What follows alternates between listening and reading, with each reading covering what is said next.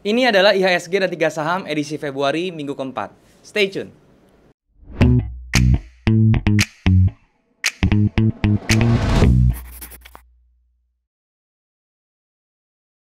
Halo guys, balik lagi sama gue Daryl di This Daryl Channel. Dan hari ini kita masuk ke segmen IHSG dan 3 saham. Segmen IHSG 3 saham ini adalah segmen yang membahas kondisi IHSG dan juga saham-saham yang kira-kira bisa dijadikan referensi untuk ditradingkan selama 1 minggu ke depan. Tapi sebelum gue mulai, gue mau ngingetin buat kalian yang belum punya grup trading, baik itu saham, forex maupun kripto, kalian bisa join di grup trading gue yang gue buat di aplikasi Discord. Ya, linknya sudah ada di bawah, kalian tinggal klik link tersebut untuk join dan kemudian kita bisa langsung diskusi bareng di sana. Dan ingat, gue tidak pernah punya grup lain selain di Discord, jadi kalau misalnya ada yang mengatasnamakan gue di grup lain seperti Telegram dan lain-lain, dan menawarkan investasi, itu harap hati-hati karena itu sudah dipastikan adalah penipu, teman-teman. Jadi jangan transfer. Oke? Nah, berbicara tentang IHSG minggu ini, teman-teman ya. Jadi di hari Jumat kemarin ya, IHSG itu masih ditutup ranging ya di 6.200-an, teman-teman.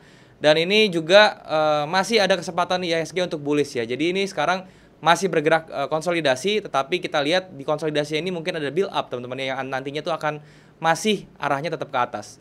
Nah, kira-kira saham apa saja yang bisa ditradingkan dan juga nanti gua akan bahas, kalian sudah tentunya request teman-teman ya, saham-saham yang mau kalian bahas juga ya, nanti kita akan bahas. Dan seperti biasa, gua akan bahasnya itu di monitor supaya bisa lebih jelas dan juga bisa lebih berinteraksi dengan chart. So, sekarang yuk kita ke monitor. Oke teman-teman, sekarang kita sudah ada di monitor dan sekarang yang kalian lihat di depan ini adalah trading view, teman-teman ya. Jadi gue untuk trading saham itu menggunakan trading view. Jadi kalau misalnya kalian belum punya charting tools, kalian bisa cek yang namanya trading view ini ya. Sangat lengkap sekali ya, kalian bisa pakai tools apapun buat menganalisa di chartnya ini. Dan kalau misalnya kalian merasa kurang ya, histori harganya, kemudian indikatornya, kalian bisa upgrade ke akun pro nya, yaitu cuma $15 per bulan ya. Kalian tinggal klik link di bawah kalau misalnya kalian mau daftar.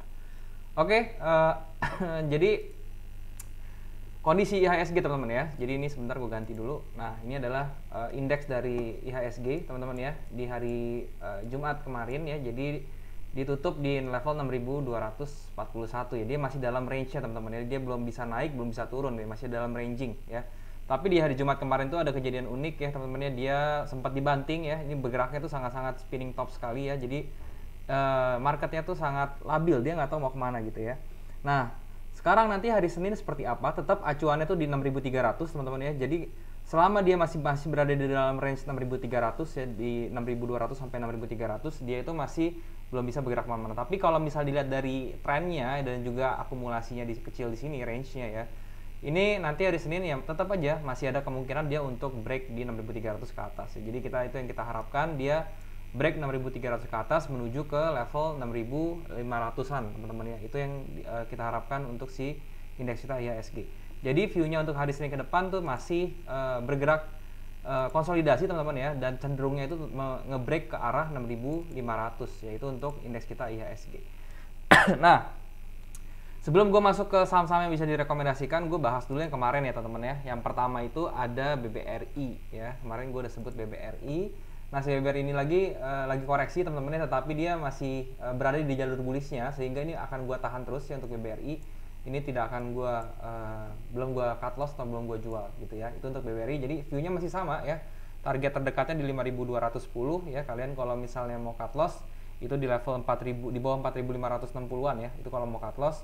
Dan juga kalau misalnya kalian mau entry ya itu di sekitaran harga sekarang sebenarnya ya, 4.710 ya, 4.700 sampai 4.750 sebenarnya itu adalah area entry kalian untuk BBRI. Nah, berikutnya lagi itu ada yang namanya kemarin SMRA ya. Nah, SMRA ini terkoreksi teman-teman ya. Jadi kemarin itu di level 900-an, sekarang di level 825 teman-teman. Itu terkoreksi cukup lumayan ya dari segi persentasenya. Tetapi tetap aja gue tidak akan cut loss. Kenapa? Karena ini masih masuk jalur bearishnya juga ya. Kita udah lihat dia bikin higher high di sini, sekarang dia koreksi. Kalau misalnya kita tarik dengan Fibo retracement juga di sini teman-teman ya. Kalau misalnya kalian lihat, dia itu masih di angka 50%. Jadi ini masih oke sekali buat kalian buy gitu ya. Dan ini juga tercluster teman-teman dengan area supply and demand-nya. Di sini area demand teman-teman ya, kalian lihat di harga 780 sampai 820 itu menjadi area demand-nya. So ini menjadi entry yang baik, entry yang bagus juga nih buat kalian nih untuk si SMRA ini gitu ya. Nah, untuk cut loss-nya kalau gue pribadi gue di bawah 775 ya. Jadi di bawah 775 baru gue berpertimbangkan untuk cut loss. Karena apa? Karena Eh, kalau misalnya dia sudah di bawah 775 berarti dia sudah melewati area crown-nya itu yang 61,8%. Nah itu bisa ada tendensi dia nggak jadi naik gitu ya. Nah itu untuk SMRA. Nah sekarang untuk saham-saham yang kira-kira bisa dijadikan referensi ya.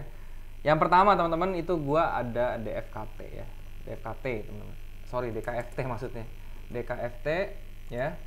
Seperti ini teman-teman ya. Nah si DKFT ini kalian lihat ya. Secara price-nya teman-teman ya, ini secara price-nya dia ada di area Quasimodo-nya nih ya. Jadi support resistance yang benar-benar bagus sekali, dan di sini kalau misalnya kalian lihat sekilas dia akan membentuk inverted head and shoulder kalau misalnya dia bisa bikin swing ya. Jadi nanti hari Senin ya kuncinya kalian lihat, kalau misalnya DKFT tutupnya hijau dan dia bikin swing low di sini ya, itu kalian bisa entry ya. Jadi targetnya ya untuk DKFT ini kalian bisa incer di atas gini teman-teman ya. Jadi kalau misalnya kalian mau entry besok, let's say kalian entry di harga 191 ya, 190 sampai 191.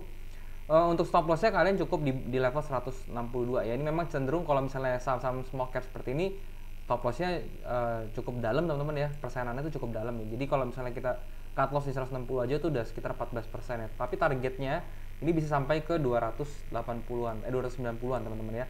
Dan itu 51%, itu luar biasa. Risk reward ratio-nya masih 1/3,5.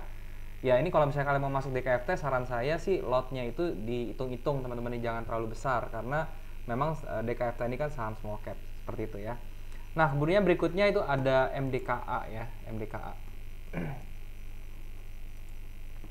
Nah MDKA ini ya, kemarin hari Jumat nih aneh banget sih MDKA ini ya. Ini dia ada doji teman-teman ya, dan kemarin tuh sempat dibanting dulu ke bawah si MDKA ini ya. Nah kemudian di detik-detik penutupan ini diangkat naik ya, diangkat naik dengan lompatan harga yang segitu gede ya. Jadi akhirnya ditutup plus sampai 3,6%. Nah nanti Senin ini ya, ini kan kemungkinan besar nih konsolidasinya atau base-nya ini yang dibikin MDKA pecah ke atas teman-teman ya. Dan dia kalau sampai pecah ke atas itu kita bisa hitung range-nya. Kalian tinggal 1:1 aja dari range konsolidasinya. Misalnya seperti ini kalian ukur ya dari sini ke bawah, terus kalian copy paste ke atasnya. Jadi kira-kira di 3.400 teman-teman. Itu target untuk si MDKA yang pertama ya, 3.400 seperti ini. Jadi kalau misalnya kalian mau entry besok ya, kalian bisa TP-nya pertama tuh di 3.400-an, dan kemudian kalian SL-nya cukup di bawah sini ya, di sekitar 2.540. Oke, tapi kalau misalnya kalian kalau MDKA ini kan gue memang mau tahan ya, jadi gue mainnya ini agak panjang kalau misalnya si MDKA ini. Kenapa? Karena dari produknya dan dari perusahaannya pun dia bagus gitu ya, dia punya total likuiditasnya tuh tinggi banget ya, dia punya uang cash tuh juga gede banget si MDKA ini. Jadi untuk kedepannya pun ini masih sangat bagus sekali ya. Coopernya teman-teman ya, Coopernya itu Coopernya tuh baru mau dipublish teman-teman ya, dia baru di mining ya. Sementara kan dia si MDKA ini kan produknya masih gold teman-teman ya, sedangkan Coopernya ini baru aja mau dijalanin gitu. Dan ini kalau misalnya menurut gue project ini Cooper ini sangat bagus ya, karena itu merupakan produk yang sejalan atau korelasinya itu positif dengan si nikel, karena dia merupakan salah satu komponen juga, salah satu resource juga untuk EV teman-teman ya, atau baterai itu ya. Jadi renewable energy tahun ini kan lagi ngetren ya, jadi ya semoga si MDK ini bisa ikut masuk. Oke. Nah itu kira-kira dua saham yang kalian bisa jadikan referensi untuk trading kan. Sekarang gue mau breakdown saham-saham yang sudah kalian request ya. Yang pertama itu ada Antam teman-teman. Nah Antam ini juga secara chartnya juga dia masih oke ya, dia masih ada di jalur bullishnya ya. Jadi sekarang juga lagi koreksi, sudah masuk ke area buy yang pertama di 2.800. So kalian bisa entry ini sebenarnya si Antam ini. Kalau misalnya kalian mau entry 2.800 itu boleh, kalian entry 2.800. Cut loss-nya kalau mau main pendek di 2.600, kalau misalnya TP-nya kalian bisa di level di targetnya itu di level 3.400 ya. Nah itu untuk si Antam kalau misalnya kalian mau trading seperti itu. Oke, berikutnya itu ada Breeze teman-teman ya. Nah Breeze ini juga sangat menarik ya. Kalau gue nanti tunggu sampai dia pecah teman-teman, Breeze-nya di 3.060. Jadi once dia break di 3.060 dengan satu candle Marubozu atau satu candle impulsif gitu ya, kalian bisa entry nih sebenarnya. Jadi entry-nya menggunakan breakout strategi. Kalau misalnya gitu kalian entry-nya di let's say di 3.100 teman-teman ya, sekitar 3.100. SL-nya di 2.570 dan TP-nya itu kalian bisa di 3.900 sampai 3.400 teman-teman. Sampai 4.000 gitu ya. Itu untuk TP-nya si Breeze ya. Risk reward ratio 1:1,65, jadi ini masih oke juga sebenarnya, tinggal kalian aja terserah bagaimana ya untuk mengatur keuangannya. Itu untuk BRIS. Berikutnya ada ELSA. Nah, Elnusa ini teman-teman ya, secara price actionnya dia udah kena yang namanya supply area, dan dia sekarang apa namanya tuh dia koreksi ke bawah kan ya, dan dia sebentar lagi mau kena ke area demandnya di 380-an ya. Jadi kalau misalnya kalian mau ngambil ELSA, saran gue di level 380-an itu adalah level terbaik untuk ambil ELSA gitu ya. Dengan stop lossnya itu kalian bisa di level 364 dan juga TP-nya itu di sekitar 486 ya. Itu untuk si ELSA seperti itu. Nah, berikutnya teman-teman ya.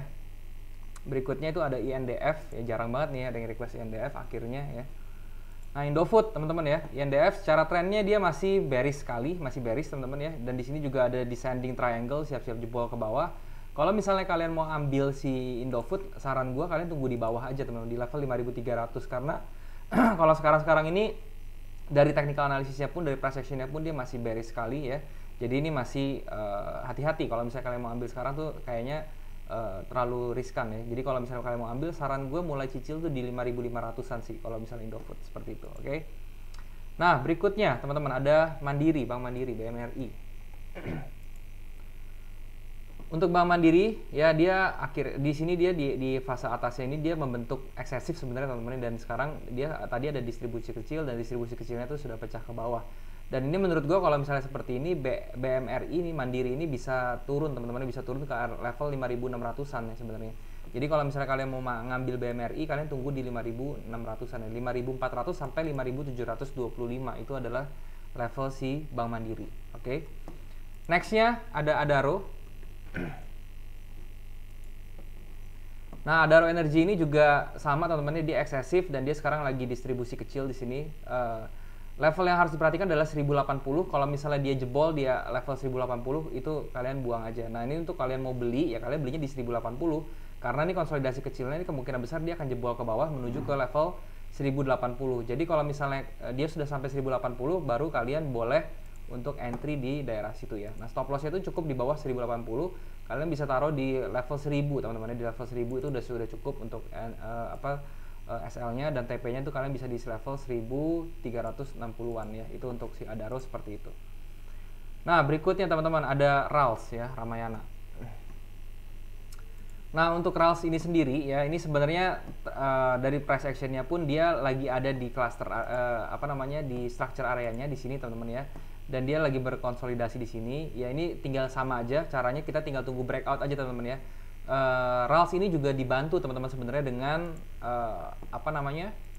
dengan Lebaran teman-teman ya. Jadi sebentar lagi kan itu ada hari raya Lebaran, dan biasanya kalau Lebaran itu kan toko-toko seperti Ramayana, Matahari gitu ya, itu pendapatannya naik ya. Jadi ini bisa dibantu. Nah, secara trend line-nya pun ya, ini sebenarnya si Ramayana ini sudah break bearish trend line-nya minornya ini teman-teman ya. Dan dia sekarang lagi konsolidasi ya, kemungkinan besar dia akan up ke atas, bisa up ke atas dalam waktu dekat nih sebenarnya.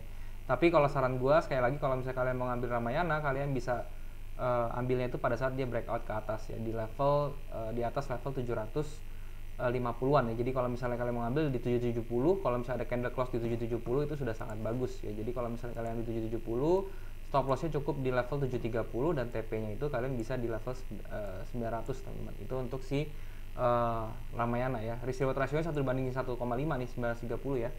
Jadi ini ya untuk trading aja sebenarnya si Ramayana. Berikutnya ada BBKP. Bank Bukopin ya.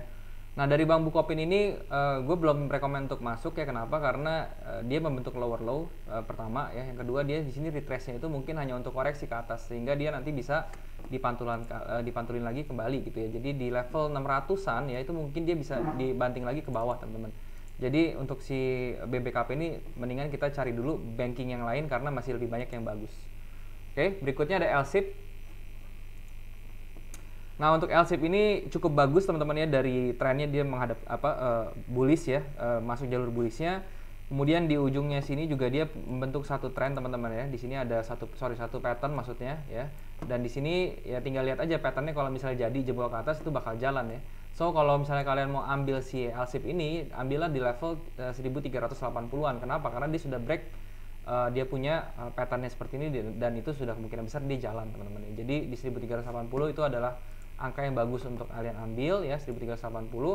Kemudian stop lossnya cukup di bawah 1250 ya, seperti itu. Dan targetnya kalian bisa menggunakan 1:1 teman-teman ya. Jadi kalau misalnya kalian menggunakan 1:1 seperti ini ya, ini gue tarik di sini ya. Kemudian kalian copy paste aja ke sini, ini menjadi target kalian ya. Jadi kira-kira targetnya tuh di level 1765 ya. Risk rewardnya 1:2,5, itu sangat bagus sekali untuk si LSIC. Berikutnya ada ITIC teman-teman ya. ITIC ya, Indonesian Tobacco. Kalau ITIC ini ya, dia secara chartnya ya, ini dia masih di downtrend teman-teman ya, masih di dalam jalur bearishnya ya, jadi kemungkinan besar bisa turun lagi. Ini titik penentuannya level 620, kalau misalnya dijebol 620 dia bisa menuju ke 440-an ya. Kalau gue pribadi, gue nggak akan sentuh dulu si ITIC ya, sampai dia itu bermain di level 780 sampai 820, itu baru nanti gue lirik si ITIC-nya. Jadi kalau misalnya kalian mau untuk melirik si ITIC ini ya, nanti aja di 820. Secara sektornya pun ini lagi kegerus banget ya, industri tobacco seperti ini ya, karena cukai naik ya, kemudian corona juga seperti itu ya. Jadi dia tergerus juga cukup ya. Jadi ITIC itu mungkin bisa dilirik nanti. Berikutnya ada Era Jaya teman-teman, Era ya. Nah untuk Era ini secara chartnya juga bagus, dia masih bullish teman-teman ya, dan sekarang dia lagi koreksi. Kalau misalnya kalian mau ambil di level 2460 itu menjadi level yang oke untuk si Era ini ya. Era ini juga secara sektor bisnis mulai recover teman-teman ya, pembelian handphone ya, itu sudah mulai banyak, ada yang masuknya iPhone 12 ya, dari iPhone. Kemudian dari Samsung juga baru launching S21 gitu ya. Jadi ya ini dari segi handphone ini banyak sekarang vendor-vendor yang mengeluarkan handphone flagship yang barunya. Jadi ya ini Era ini memang lagi terbantu sih sekarang ya.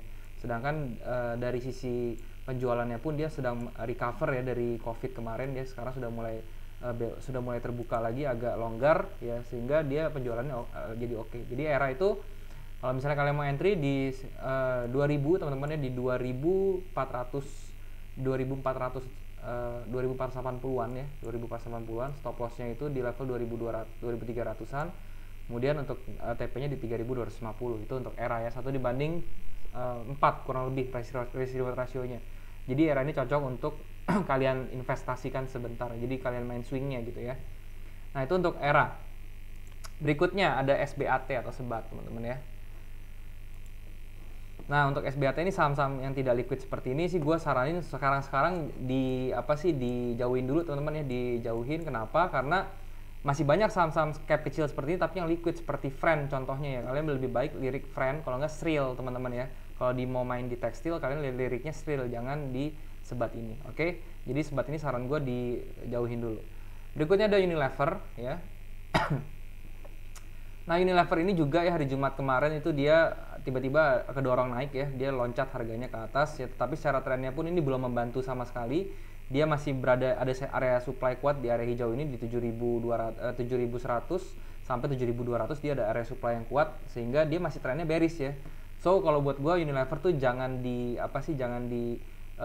beli dulu ya kalau misalnya kalian mau cukup panjang. Tapi kalau misalnya kalian mau tradingin ya boleh aja ya, kalian beli sekarang, nanti targetnya itu TP di 7200, habis itu kalian buang ya. Tapi kalau misalnya di tradingin pun ya, karena kemarin hari Jumat dia naiknya udah lumayan, kayaknya kurang sih Unilever, jadi kalian lebih baik cari yang lain dulu. Oke, selain Unilever. Berikutnya ada Sril. Nah ini Sril tadi yang saya bilang ya, kalau mau lihat tekstil lebih baik si Sril ini. Kenapa? Karena dari chartnya juga lebih bagus ya, dari segi sahamnya juga lebih liquid gitu ya.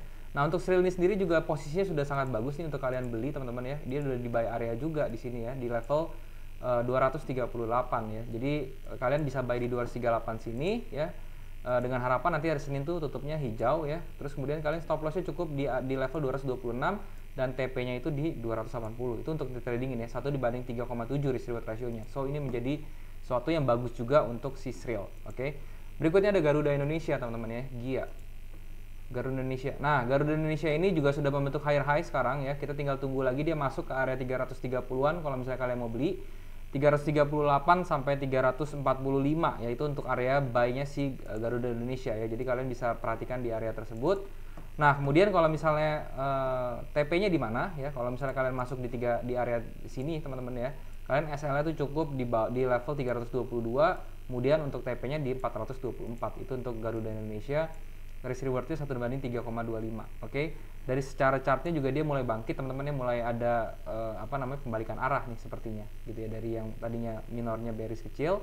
Ini kalau misalnya kita lihat ya, minornya ini sebenarnya kan cuman ABC correction ya kalau di Elliott wave-nya. Kemudian dia sekarang sudah bergerak naik dan mungkin ya mudah-mudahan dia bikin akumulasi kecil dan dia akhirnya bisa meledak dan bikin impulsive wave yang lumayan untuk GIA gitu ya. Kemudian yang terakhir teman-teman ada tower. Ada tower TOWR teman-teman ya. Nah, TOWR ini harganya udah gila-gilaan banget ya. Kita udah telat sih, kalau misalnya kayak gini jangan dikejar ya teman-teman ya. Saran saya sih kalau misalnya seperti ini jangan dikejar ya. Kita tunggu dia retrace dulu ke bawah sampai minimal di area 1170-an ya, 1160 sampai 1170 itu baru kalian bisa entry si TOWR ini gitu ya. Nah, untuk saham-saham infrastruktur seperti ini ya, ini juga sebenarnya lagi dia kan dia ibaratnya apa ya, saham-saham defensif teman-teman ya, yang selalu diperlukan gitu loh. Jadi menurut gue sih si TOWR ini bagus sih sahamnya ya, secara fundamentalnya ya, secara teknikal juga bagus. Tinggal tunggu aja dia retrace aja ke daerah 1170 baru kalian bisa entry dengan enak. Kalau misalnya sekarang itu sudah ibaratnya tuh kita ngejar harga, jadi kita sudah ketinggalan, itu agak berbahaya karena risk reward kita jadi lebih besar gitu ya.